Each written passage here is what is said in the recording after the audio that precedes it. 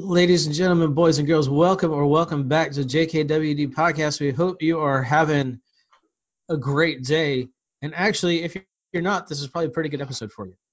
It's also a good episode for you if you're having a great day.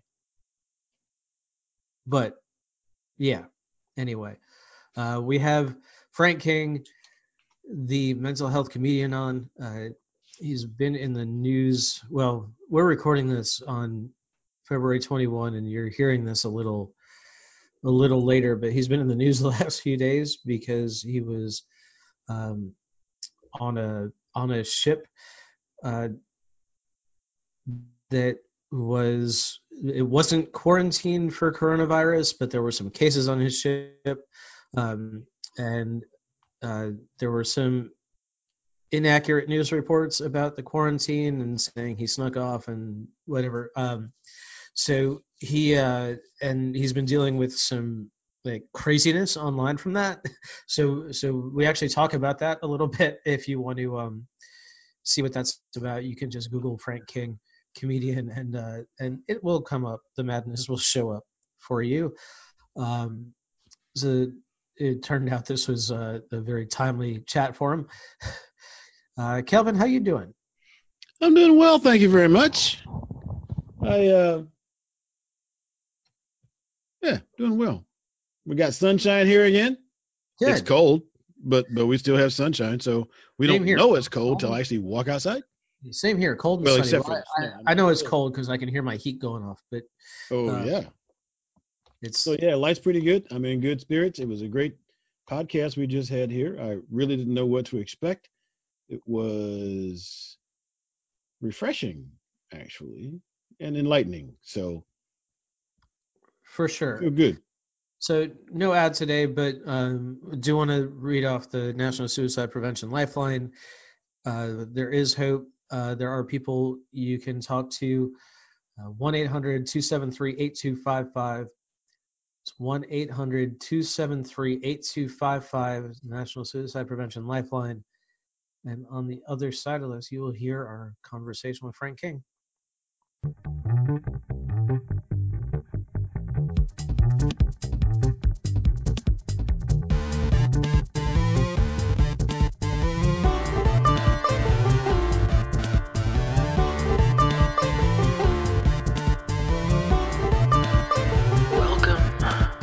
Josh and Kelvin World Domination Podcast, where we talk about better humanhood and teach you how to dominate your world. You ready? Here we go.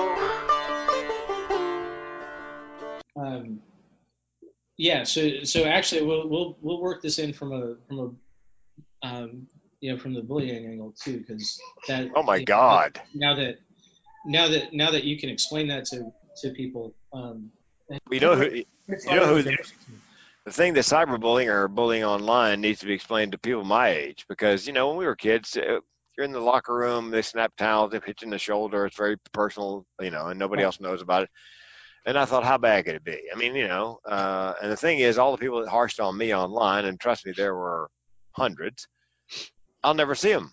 But if you're a teenager and you're being bullied by people in your class, you have to see them every day. Right. And everybody else who's read the posts. And, I thought to myself, if I was in high school and this was happening, and these were people I knew, I'd just have to hand out numbers like the DMV for butt kickings, because, all right, who's next? Yeah, I heard what you said about me. Yeah.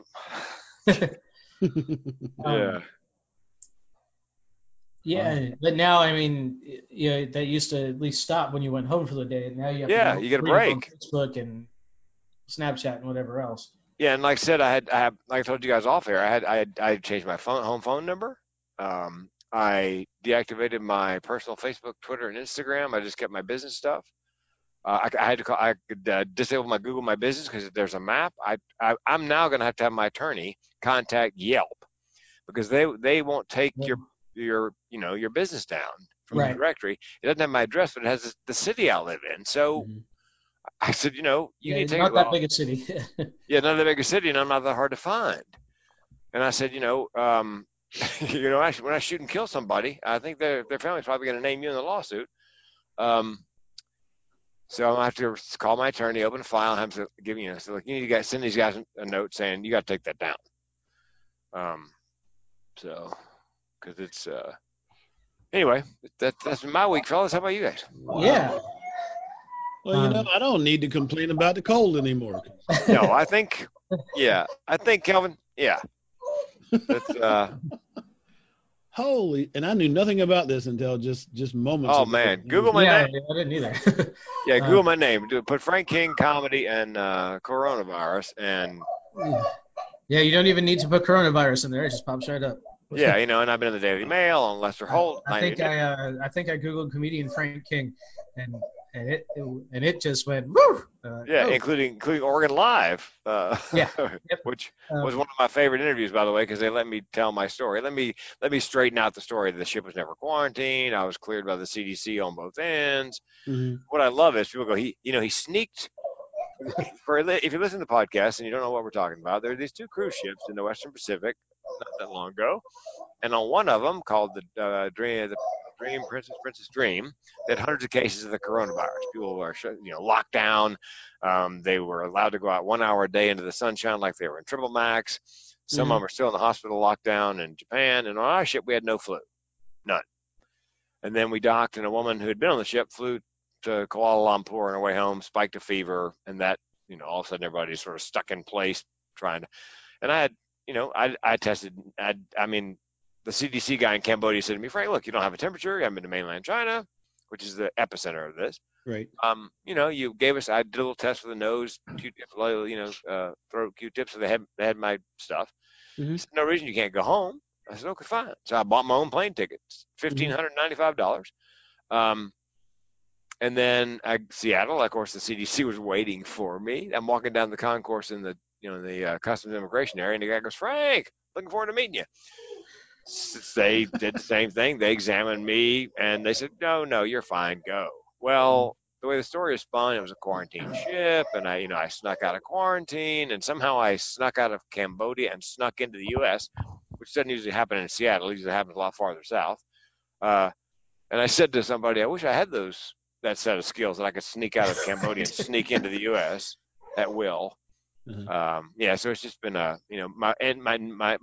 town. You brought the virus back here. I love this. The guy, you brought the virus back here. You're trying to kill everybody. And I wrote back, no, I've got a list, and you're in the VIP section. Yeah. Oh, Mo. And our neighbors, and somebody, I gave up comedy clubs long ago, but somebody, we're going to make sure you never get booked in another comedy club again. And I wrote back, can we get that in writing? Because I don't do comedy clubs. They don't pay anything. So anyway, right. It's just been a week, fellas. Yeah, I hear you. So why don't you just take a second to introduce you and yourself and your mission? Tell us a little bit about why that's your mission and how you might actually be uniquely qualified to handle this. There are so many people who like wouldn't be here. Yes, exactly. A few days later, and would have just been like, not only not here, but they'd be struggling a lot more than clearly you are. Yeah, I am a suicide prevention speaker.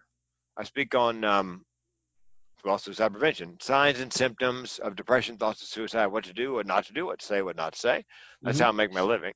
And which, ironic in that people think I'm coming back to my county to kill people, or I'm on a plane with 300 people I'm going to kill. I said to somebody, my job is saving lives. And if I killed everybody on a 300-seat aircraft, that puts me pretty far into arrears for the year. It's going to take a while to make up that ground. Yeah, I go out and speak, and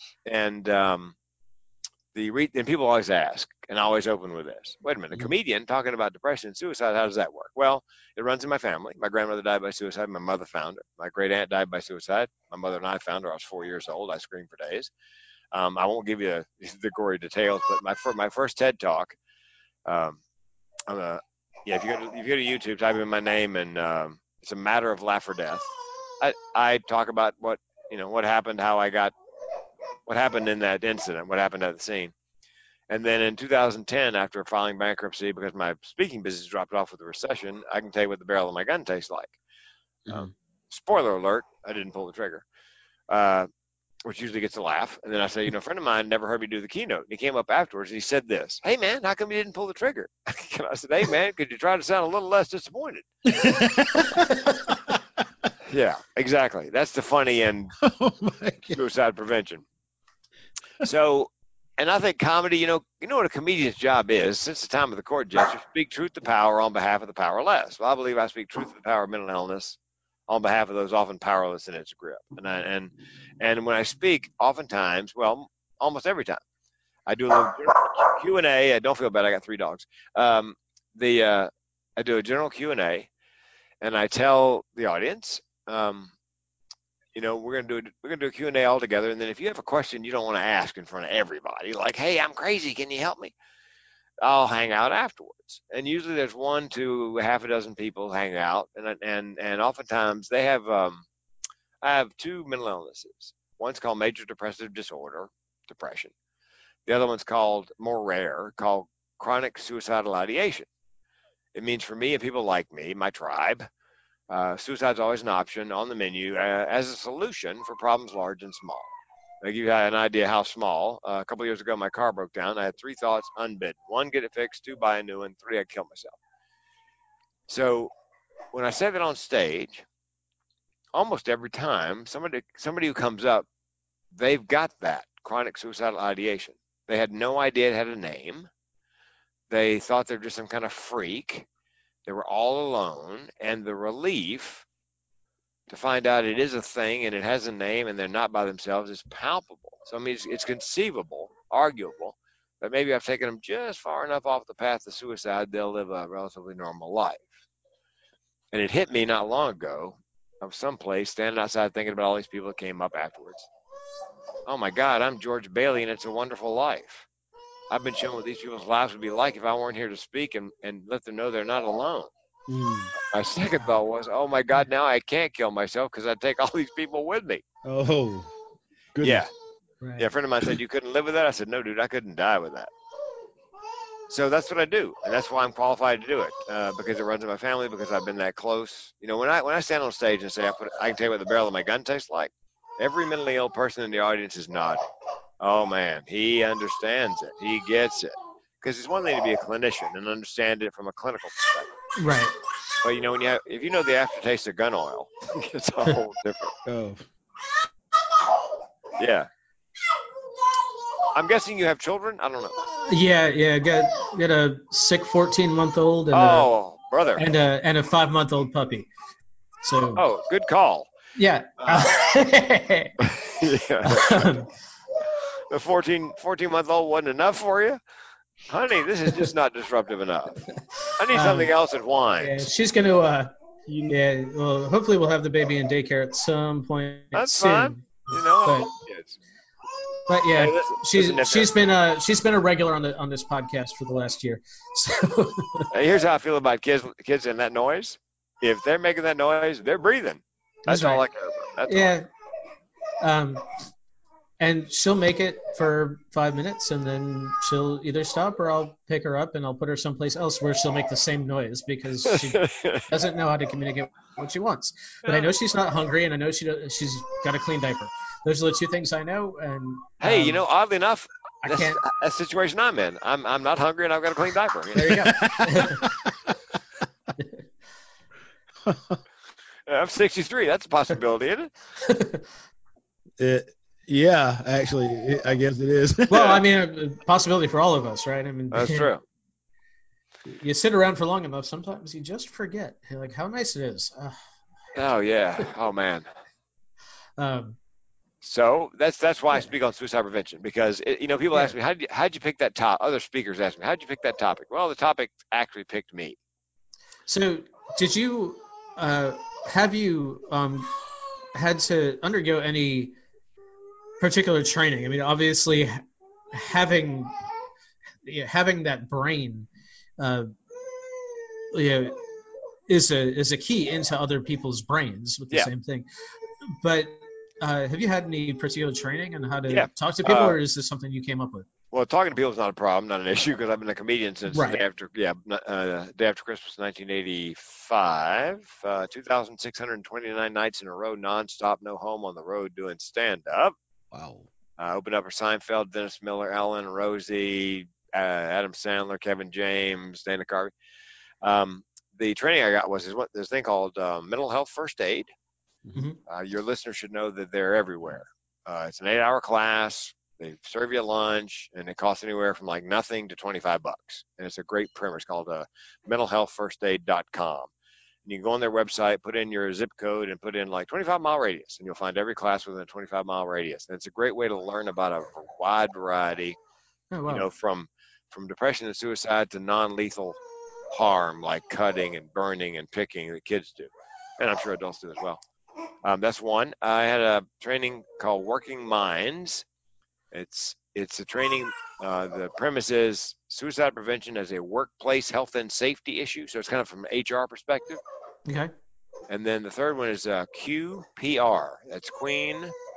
What's the P? What's the P in the Army? Like a whiskey Romeo. What's P? P. Papa. P is in Papa. Yeah.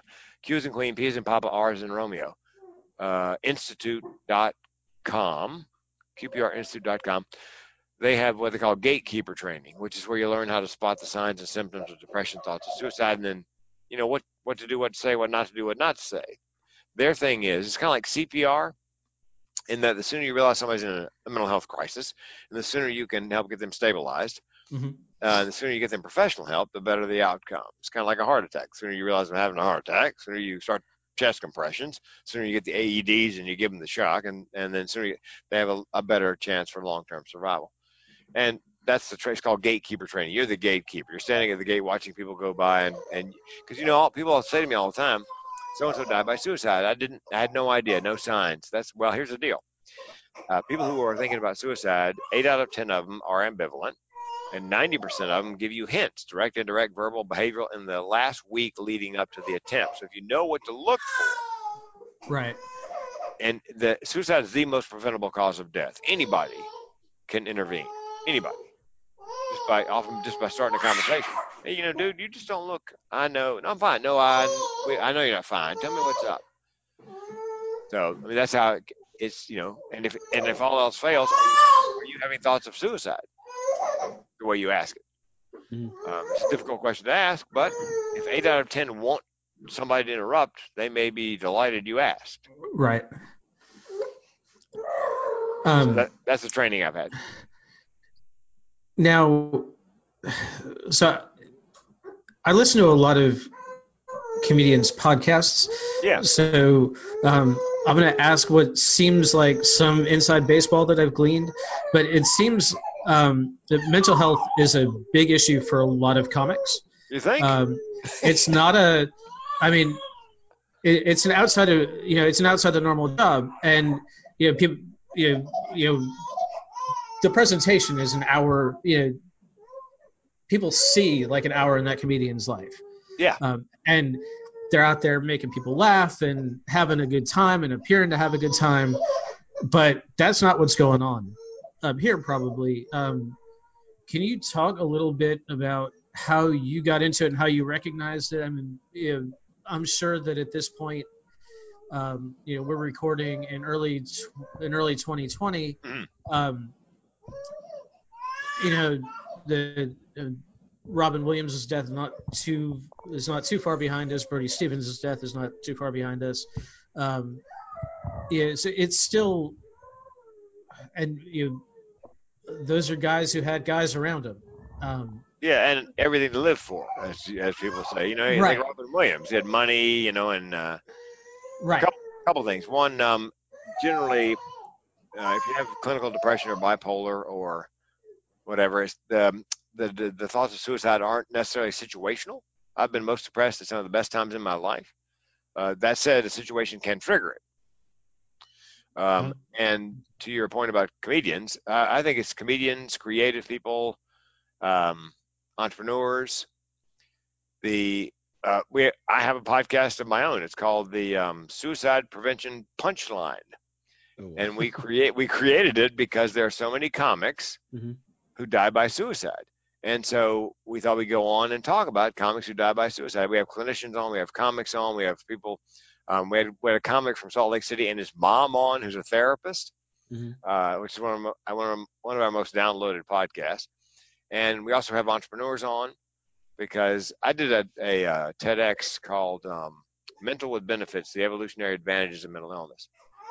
Because I noticed that people who are creative, whether it's comedy or music or art or entrepreneurs, they often had mental illness somewhere in their DNA.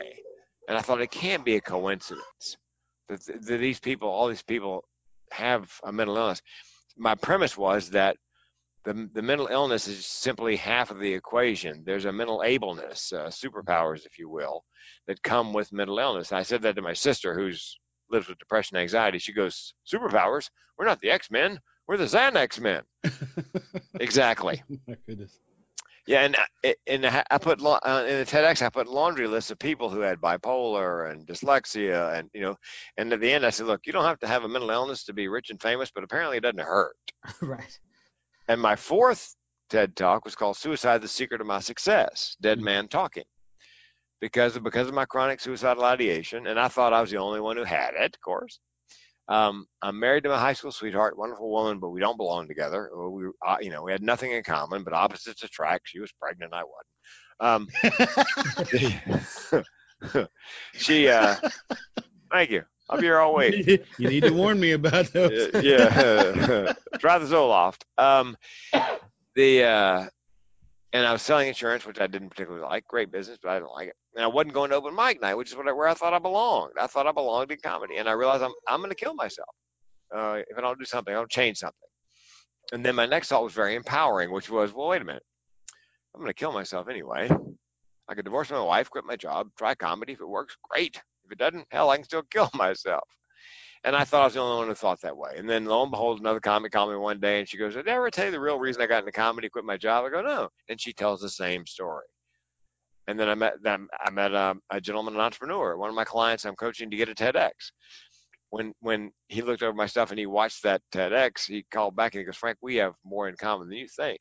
In his previous job, and he was good at it, and he liked it, but he knew he should be doing something else. And he got suicidal in the first one. He thought, if I don't quit this job and try this, I'm going to kill myself. I go, man, I know that drill. When I write a book and I've got the title and subtitle and cover done, it's going to be starting the conversation on suicide, living in the exit row. And the cover on the front is going to be a guy sitting in the window seat on a plane in the exit row, because that's where I live. Always willing to, pop the door open if things get too bad. That's my superpower, and go. Which, by the way, is very empowering, because suicide, misconception. Why did he want to kill himself? Chances are he didn't want to kill himself. Chances are he just wanted to end the pain. And so I can go on oftentimes knowing I have a way to end the pain ultimately, if that makes sense. Ironically, my suicidal ideation keeps me alive. Yeah, no, I get it. You get to. There's not hey doctor, I'm not quite sure what's wrong with me, but can we try A, B, C, or D? You what the yeah you know what choice A is. You're good. Yeah, the ultimate solution is yeah. And I take medication. I didn't take it for a long time. I didn't have anything against it. I just didn't. And I started taking it at age 60, and then 3 weeks into that, I'm like, what was I waiting for? Oh my God, this is what normal people feel like. Yeah. So we're not sure. Normal. Yeah. Well, normal. That's a wide girth right there, right? Yeah. Well, and people say, well, everybody has a little. Yeah, but not like. I said, you ever pull up? People go, everybody's a little crazy. I go, okay, let me ask you this. You ever pull up to an intersection where the train is coming, and the arms are coming down. You ever look at the train and think, if I pulled on the tracks, that would do it? They're like, what? Nope, never had that thought. Yeah, that's suicidal ideation right there. Yeah. But for people who have that, that's a very common thought. Mm-hmm. Driving a mountain road, there's a big drop off. They're looking, that would do it. Yeah, I got together with a friend of mine. We get together once a week for coffee, the crazy coffee clutch, because that way we can take the game face off and just be ourselves and be really dark. And somebody had jumped off a building, like 6-story building that week, and killed themselves. And we both looked at each other and like, 6? I'm not doing a 6-story building. You can survive that. Yeah. I'm going 10 Six- at least. Wow. So, but when you say things like that to normal humans, they just stare at you in horror. And some of the funniest things happen with people who are, I call it, a meeting planner called me, would you do a keynote? Yes. I said, and she's well aware I put a gun in my mouth. Mhm. I go, what do you want to talk about? She goes, just give me some bullet points. And I just let that hang in the air. And she comes on, she goes, oh, I'm so sorry. Relax, Michelle. It's okay. Well, now that we know who she is, no. Yeah. I probably had one. Every once in a while, I'll have something like just kind of flitter through my head, and I'm going like, oh, like, don't be stupid, just cut the crap. The only time that I ever really had we'll call it an anxiety moment where I actually thought about suicide was several years ago. I went to, I had a little shit. I had a house. I rented the house, and I was in the military, so I went someplace else, and I came back. Rented a house while I was gone. When I came back, I went to do my taxes and found out all this stuff about, depreciation and how it gets added to your stuff. And I've realized the tax bill I had to the IRS. And at the moment I saw that number, this thought came into my head. It was like, how do I get out of this? I'm thinking like this, which at the time was only about $10,000. So we're not talking like I owe the feds $500,000. Yeah. $10,000. And I was like, this incredible panic thing. And I'm like, oh my God, how am I going to do this? Well, strangely enough, my sister-in-law at the time had a credit card with a $10,000 limit that cured my problem. And I just had to worry about not pissing her off. Oops. Yeah. Did I do that, Jay? So, but that's the only time I really had that. So I've talked to people. I mean, I've seen a lot of stuff on, talking to people who might be thinking about suicide. If you just say something, maybe you could have stopped that. But it's kind of a daunting thing from this side, because I think people like us may be worried about saying something that will actually push them forward. Well, and let me address that. There's an urban legend that mentioning the S word in front of somebody who is depressed Mhm. will encourage them to die by suicide. Mhm. I love the reason, because it'll give them the idea. I'm like, suicide? What a great idea! Why didn't I think of that? Trust me, it's crossed their mind. And your experience, Calvin, is very common. It's a situational. You look at that number and you're like, oh man, how do you ever get out from under this? Well, I know. So most people have a time in their life, bankruptcy, divorce, or a big hit like that for taxes, where the thought crossed their mind. And some people with a divorce or bankruptcy, they need to take medication for 3, 4, 5, 6 months just to, take the edge off long enough to let them recover regain their balance, and then they come off. Then there's those of us who it's just organic. It's just part of the way we're wired. And the problem for men, by the way, and we have a book coming out March 1st. It's on men's mental health. I have two ladies I'm doing it with, a psychologist and a therapist. The therapist teaches suicide prevention to first responders, mostly men. And she went to the Barnes & Noble or Amazon to get a book on men's mental health, and nothing. So she thought, well, there's a vacuum in the market. So it's called Guts, Grit, and the Grind, a men's mental mechanical manual. And it's stories of guys and their problems and their solutions. Because guys tend to take advice from guys. That's how guys are. We're hoping that they'll see how another guy handled it. And also, we think a lot of women are going to buy it because they got a guy in their life who has a problem, and they're going to go through the index looking at that problem and think, oh man, this is how I can help him. Mm-hmm. Because men in this country right this minute, 8 out of 10 suicides are men. Mm-hmm. It's epidemic, especially men age 45 to 54, right there. A lot of blue collar guys used to have a great job. AI and robotics took it, and now they're adrift, and they've got the ego tied to their job. So that's why we came up with the Guts, Grit, and the Grind, and it's made it looks like a car manual, for like a new car manual. And it's full of metaphors. For example, my favorite is this: So what if the man in your life had a check engine light? And it goes on, and he goes to see the mental mechanic, and the mental mechanic goes, Bob, no wonder you're depressed. You're a quart low on serotonin. I mean, that's in an effort to appeal to guys. Because I'll tell you, I have trouble taking advice. And if my wife could, I've said this many times, my wife could give me a Nobel Prize winning idea. And I would be like, yeah, poo poo. But if the mailman told me the same thing,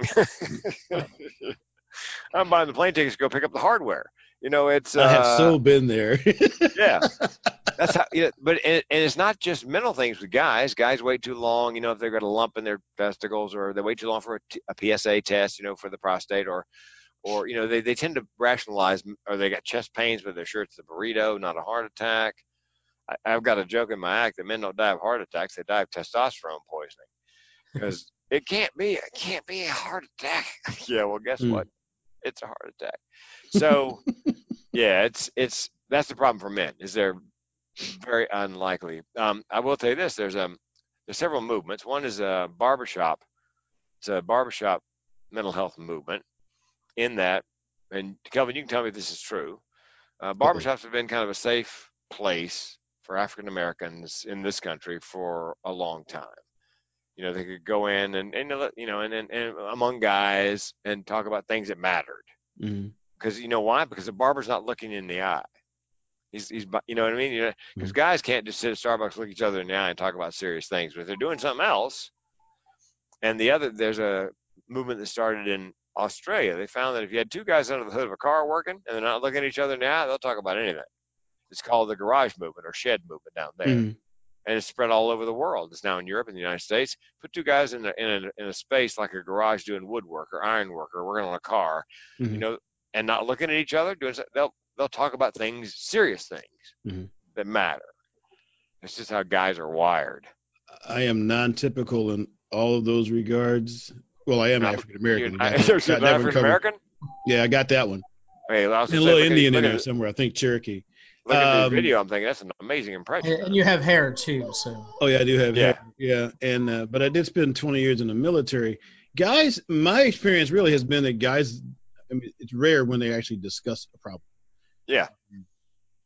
But I can see where that would make sense, because really macho guys don't want to talk about things that aren't really macho, like eye to eye. So yeah. And that leads me to my next point, which is people always ask, who has the highest rate of suicide? What occupation? And it's construction. And they go, why construction? Well, because the guys you get in construction are, like you say, tough guys, hard as nails. So they're the kind of guys who don't talk about whatever problem it is, much less, I'm depressed. John, I'm depressed. Why are you? What are you, gay? Yeah, Why back in the day, that would get you a lot of conversation that wasn't going to be make you feel good. Yeah, well, in the military, it can be career limiting depending on where you are and who you're. I went down to the Lackland Air Force Base and spoke because the general, Mary O'Brien, the first female general at that base, she had lost an airman. They were going to have a court martial. The airman came to see her the night before, said, "Please drop the court martial." She said, "I can't." And they open up the court martial, and the guy's not there. And they go to his room, and he's hanging. And so she's living with that. So she brought me in to start. Basically, I get hired to start the conversation, because if I stand up on stage, and say I'm crazy and my entire family has more nuts in it than a 25-pound bag of squirrel food, then it gives other people permission. Because if you see a guy being vulnerable on stage and bearing his soul, it tends to give other people permission to talk about their issues. Yeah. So. Yeah, and it's interesting. As we started off talking about what bullying online looks like, and I'm having exactly the opposite experience over the last couple of years. I work from home at night, so a lot of guys have at least their coworkers around. I don't have that. I have the reason we got the puppy actually is it's been about 2 years since we lost our last dog, and I need someone to talk to at midnight when I'm up and working. Yeah, that doesn't charge $4.99 a minute. Right. But when my wife got pregnant, this is our first child. I was going to be 41 years old when she was born. Yeah, exactly. So, outside of my parents, who do I have to, who do I really have to turn to? Yeah. Outside of my dad, and my dad was never, he's never really a talker. So I went searching online, and I found that there are some men's groups, closed Facebook groups that they ask a couple of questions, and you got to be serious about them. Yeah. They're not difficult to answer, but you can't make a joke. And then they let you in, and people, ask anything from, they want advice on anything from starting a new job to getting out of the military to, how are you dealing with potty training to, and all this. And, when it gets bad, people still get on there and they're serious, and there are, 95 comments every time somebody's having a bad day, and half of them are phone numbers saying, hey, give me a call. Yeah, and that's that. By the way, when I do my social media in my keynote, I talk about digital media addiction, social media, and it's a tool. It can be used for good or bad. In this case, in this case, it's good. You found your tribe, your community, and so you're not just posting how wonderful your life is. You're actually sharing your issues. I've never changed a diaper. I'm a first time dad. Somebody help me with this. So Yeah. And in your case, I needed to change the kid's diaper as well. Thank you. Yeah, that happens. How old is your wife, Sheer? What's that? How old is your wife? She is now 35. She was 34. Okay, so you're not that far apart in age. No, we're 8 years apart. Her parents were 24 years apart. Yeah, it amazes me when a guy married. She lost her dad to hanging at 10. Oh God! Oh Lord! She wasn't the one who found him, but if she had gone to church, she would have been. Oh boy! Oh wow! Yeah. For whatever reason, her mom didn't send her to church with grandma that day. That's a good thing, because if you're close to a suicide like that, it ups the chance at some point you will consider attempting. Hey, youngin'. I'm talking on a podcast where nobody can see what I'm talking about. There's a child. You have a child in your lap. But our readers know she shows up, so we talk to her all the time. But she's not screaming, and I don't recognize her. But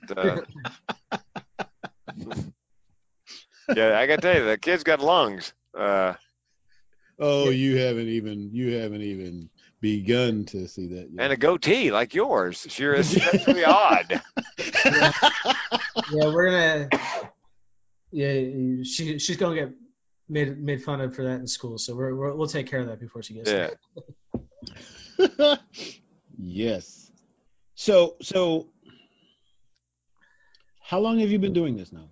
I've been doing comedy since '85, end of '85. I've been doing speaking, like corporate comedy, since '95, and I began speaking on suicide prevention with my first TED Talk, which is 2014, so 5 years in the suicide prevention market.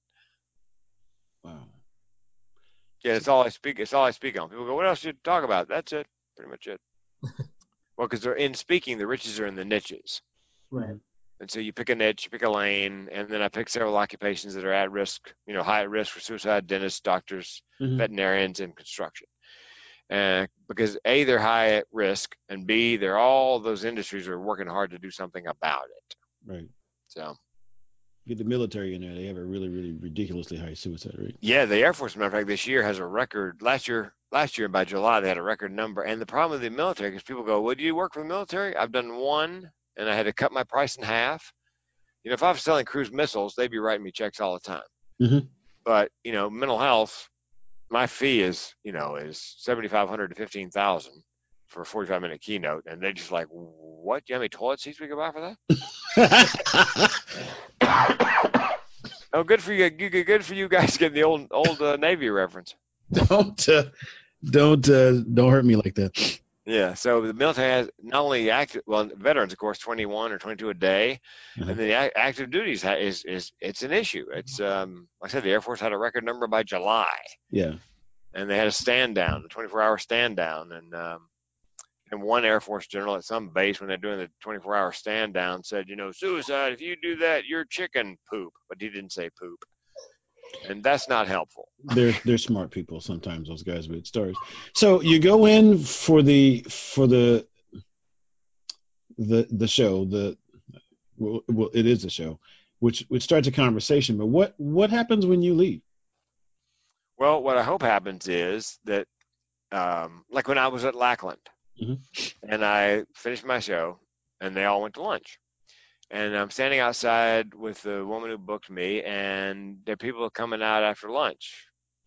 And they said, Frank, it was amazing. Every table in there, people were talking about what you talked about and telling their own personal stories. Things that nobody knew about anybody else before you walked in. Mm-hmm. That's my job, is to give them permission to give voice to that, to say, because people have kind of a concept what mental illness looks like and sounds like. And I'm high functioning, which can be a problem because people go, you're not depressed. How do you know you're suicidal? Well, again, the aftertaste of gun oil was a big hint. Yeah. So, but that's what I hope happens. Simply gives people permission to say to other people, I have that issue. We know what Frank was talking about. I've got that, or my wife has that, or a guy came up to me, I think at that event, and he said, "Look, my wife, I believe she's been diagnosed bipolar. She's on her medication, and then she's off. It's on, it's off, and I don't really. I mean, I can deal with it. I'm adult. We have 2 kids, and she's short with the kids, and he goes, I'm at the point of having to tell her, look, you either need to get on medication and stay on medication, or we're going to have to get divorced because I'm not going to put the kids through this. So, or, military base again. My dad is 1,000 miles away, and he's saying things that scare me. Is this scary? Should I be paying attention? Oh yes. Problem is, what do you do 1,000 miles away? Yeah. I said, well, if you think he's suicidal, you call the police in his little town and you have them go by and do a safety check. And if they believe he's, going to hurt himself, they'll take him to the mental health facility for a 3-day all expenses paid vacation with no shoestrings or belt. Mm-hmm. And he's going to be pissed, but he's going to be alive. So. Yeah. So part of my question was, you go in for that, but then the organizations who bring you in need to be prepared to handle what happens when you leave. So if all these people come up and they start, that part's not your job, I understand. All these people start realizing what they've been thinking and doing, and they want help now. So. Oh, well, if it's a business, let's say, they probably have an employee assistance plan, EAP. Mm-hmm. So that they go to HR. And I tell them, look, go to HR. They've got an EAP. I'm sure they've got benefits, mental health benefits, and just find out what your benefits are. Will they provide mental health, like therapy? I'm sure you've got health insurance, medication, peer counseling. Mm-hmm. I also recommend several local nonprofits, NAMI, National Alliance Mental Illness, NAMI. They've got peer counseling, family-to-family counseling, classes if your child is schizophrenic. How do you deal with that? And the nice thing about NAMI, NAMI, is everything they do is free. So, and it's a great resource if you have somebody in your family, loved one, who has a mental illness. They'll help you realize you're not alone. Lots of families out there like that. So that's the, and then I usually send them a list of mental health services providers in the area, from I've got full insurance all the way down to a place that works on a sliding scale based on income. Mm-hmm. So that if they don't have any income, it's not going to cost them much to get the service. Okay. The problem is there's a shortage of mental health clinicians in this country, so it's hard to get an appointment. If you're really in distress. I mean, in the military, it's even worse. You hear stories about a guy who's gone off to war, come back, PTSD or whatever, and he said, nothing's worked, therapy, drugs, and he says, look, I need inpatient. I need a bed right now. Well, we got a 12-week wait on the beds. Mm-hmm. I think in the military, if you have an issue, medical, mental, or physical, you should be able to walk in and get it taken care of after your service. I mean, I think that should be the deal. We'll take care of you after you serve. And, oddly enough, it's not the guys who served overseas in Afghanistan or Iraq who have the majority of the problems. It's people, they may not have actually been deployed, but they have left the military. Mm-hmm. Very structured environment. You're in a community and a team that's got your back, Mm-hmm. and you're back in the civilian world, and you're looking for a job, and other employees at the job don't have your back necessarily like they do in the military. So that can be very stressful. So. Yeah. Now, have you done any military time? No. Comedian in the military. Bad combination. Oh, I've had they didn't do it as a job, but it was, they had fun. Yeah. Oh, yeah. But it's just, comedians have no respect for authority, and that's just if you want to look. If you want a great military comic, a guy named Blake Clark from Macon, Georgia. Blake Clark, Macon, Georgia. He was in boot camp, and the sergeant said, Clark, there are two kinds of men on the battlefield. What are they? This is during the Vietnam War. Mm-hmm. I said, the poor and minorities, sir. Yeah. Of course, the answers are quick and the dead. I know what the other answer was. Yeah. Yeah, and so he said, next thing you know, I'm butt deep in a rice paddy in Vietnam with my M16 over my head. He goes, the Army's no place for a comedian. And he was the South Vietnamese invited us to a barbecue, and I said, what kind of barbecue is that? And they said it's a goat. And I was the first goat I ever saw with a Frisbee in his mouth.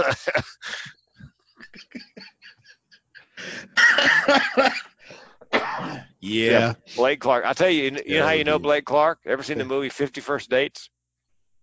I haven't seen the movie. Is 50 First Dates with Drew Barrymore and Adam Sandler. And she loses her memory every day. Every morning she wakes up, she can't remember anything from the day before. Oh, okay. Well, the guy who plays her dad in the movie is Blake Clark. Mm-hmm. I mean, he's got had a lot of little, character parts here and there. Right. I was talking to a woman yesterday who was Vietnamese.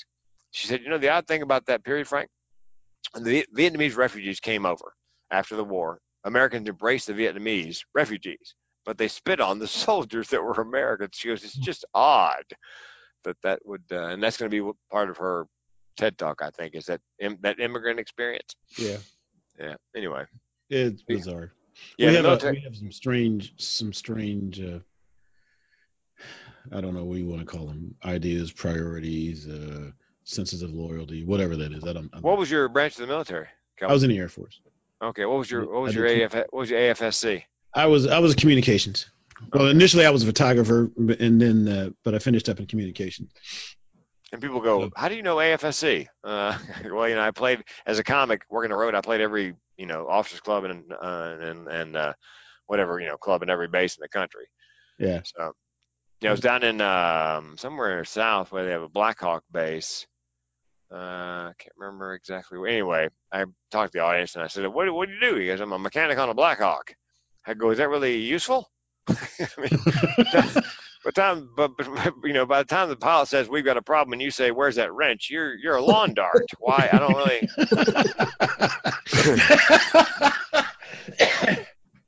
Yeah, well, there you go. Yeah, and I cut my teeth in San Diego at the comedy clubs there, which of course is a naval base and a sub base and MCRD where they recruits go, and so yeah, they're in the back of the room. Your tax dollars at work doing shots. Yeah, my son was in the Navy for a while. My youngest son was in San Diego, so I don't know if you got to see you when he was out there, but yeah, you never know because they came right regular. In the submariners, what do they call them?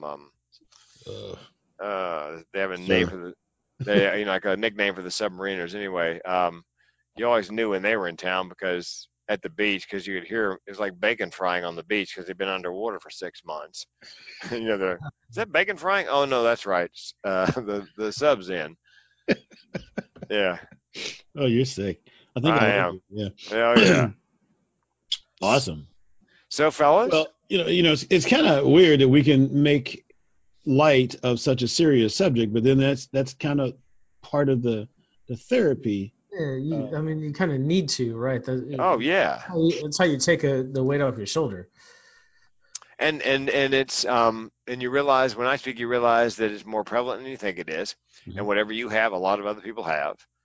And I make suggestions about medication.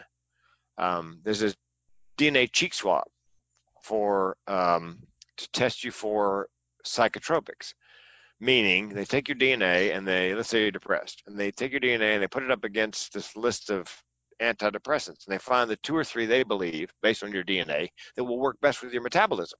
So there's not so much experimentation. Go on, taper off, go on, taper off. Yeah, a couple $100 for the test. It's really simple, but it's a way of narrowing down the list, making it much easier especially when you first go on and the doctor's throwing meds at you, because that's what the drug rep told him worked really well.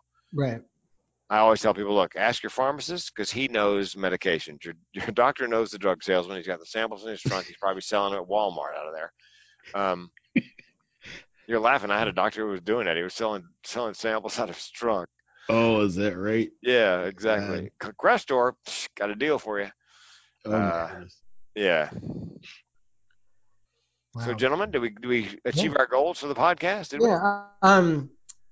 Well, two kind of last question. Where do people start? I should say that the reason I wanted to have you on is about 6 years ago, I wrote this blog post titled 6 Tips for Getting On With Your Miserable F in Life. And it was, just meant for, it was aimed at, people who were complaining about being lazy and not getting off their couch. And it was stuff like eat more foods with oxytocin and get a plant to take care of. You just do something. Get your butt off the couch, take care of something, eat a banana instead of a pizza. And for a long time, most of this, it's always been on top of my most read stuff, but a lot of time it was people coming in actually looking for lovemaking tips. Right, because that's just how Google works. It sees and tips, and that's what people are searching for. But lately, for the first time in 6.5 years, it started getting searched. It's like, I'm so miserable, and miserable life, and what do I do, and stuff like that. So, where do people start? Since my blog post about go walk a dog and grow a plant is really not. It's really not what was meant for. That's not who it was meant for. Well, first thing I tell people is, look, if you're miserable, let's find out if it's organic. Just get evaluated. Just go and see a mental health professional and say, look, I'm just miserable. I'm never happy. Am I depressed? Is it clinical, or am I just miserable?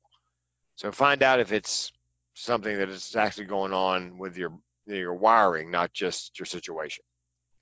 And then if it's your wiring and it's in fact a mental illness, then that's when I suggest doing the cheek swab and finding out which psychotropic works best with whatever you have.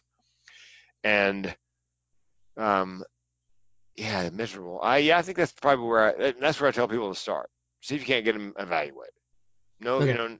No obligation. You don't have to go into a mental health facility. Just go and see if it's like a friend of mine has a sleep disorder. And she thought everybody took 2 naps a day until she went to see a sleep doctor and found out she had narcolepsy. She just thought that was the way everybody was. And then she takes a drug for narcolepsy. And one day she goes, oh my God, this is what awake feels like? Yeah. Because when I started taking the drugs at 60, 3 weeks in, I'm like, oh my God, why did I wait so long? So I would be evaluated if medication's indicated. And I believe in a holistic approach, kind of like yours. Eat a banana, get up off the couch, get a dog. I believe in medication, meditation, exercise, diet, good night's sleep. And I would tell you what the name of my latest podcast was. It's another thing I recommend you do. It begins with an M. Do it regularly. Okay. But I'm afraid I don't want to offend anybody on your podcast. It's a TEDx talk, and it got me a standing ovation. I think we have enough. Adults who understand what you're talking about. Yeah. It's So if you look for my latest TEDx talk post, if you go to TEDx, type in Frank King and mental health, it'll come up, and it was very funny. But it's on it's an adult topic. Yeah. But it's part of a holistic approach. Not because some people are just strictly pharmacological. Just give me a pill. And like you said, they're still eating pizza. They still don't have anything to care for, a plant and a dog. Because the nice thing about a dog is It gives you a reason. You have to get off the couch because the dog has to go outside. Yeah, you're either gonna have to get off the couch. You're either gonna have to get out of the couch and clean the pee off the carpet, or you're gonna have to take them outside. Yeah, So. exactly. Which is that's a great suggestion, and you're also responsible for it. Same with a Yeah. plant. Seinfeld used to have this bit about kids. Why not start with a monkey? See how you do with a monkey before you go ahead to full blown get pregnant and get a kid. And I've always thought that there should be places where you could timeshare children, like babies, infant. You want to have a child, really? Okay. Well, we're going on vacation. You're going to be the nanny for this child for 2 weeks. It's a timeshare thing. See if you really want to have kids. And either at the end of 2 weeks, the person is just like, I'll never reproduce, or, oh man, this was so much fun. I can't wait to have one of my own. Because I would imagine every time my brother comes, he's like, oh, okay, got my dose of birth control for the next 6 months. Yeah. See you in a while. Exactly. Yep. That's it. Because how do you know, Sherry, till you have one? Then it's too late. Yep. Yeah, a friend of mine, a comic, Ralph Dirtbag Williams. Was it real men don't use birth control? They just pay child support for 18 years. Well, fellas, I've got another podcast here at the top of the hour. All right. All right. Where can people find you online? Well, maybe now's not a good time to bring that up. So yeah, pretty much today they can find me anywhere. thementalhealthcomedian.com is my website. Okay, and that'll stay up throughout. Oh, yeah. And my phone number's there, by the way, guys. I put my phone number on the screen when I keynote, because I tell people this: look, if you're suicidal, call the Lifeline. If you're mentally ill and just having a bad day, call a crazy person, because we get it. We're not going to judge. We're just going to listen. So, and my phone number's there, and I make that offer to anybody. Anytime I do a podcast, I go, look, if you're listening to a podcast right now and you're having a really bad day, and nobody who's neuronormal can understand, give me a call. Oh, and a guy gave me a call one time. He goes, man, this really is your cell phone number. I go, how cool would that be? And I said, I'll make it worse. Hold, please. And then the whole music would be another one bites the dust, then another one. Oh, no. Crazy. All right. Leave them on a laugh, man. Leave them on a laugh. All right. Thanks so much for being here, Frank. Yeah, and we will see you around. And let me know when it posts, because I'll post it on my social media. Do a press release. It'll come out in about 10 days, and because February only has 29 days this year, I can't do the math on that, but it'll be right around March 2nd or whatever that Monday is. Sweet. Thanks, guys. Great. Thank Thank you you. so much. See ya. Bye-bye. Bye.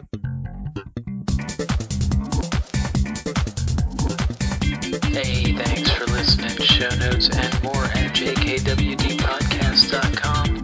Don't forget to subscribe, leave a review, and share with your friends, and we will see you next week. Bye.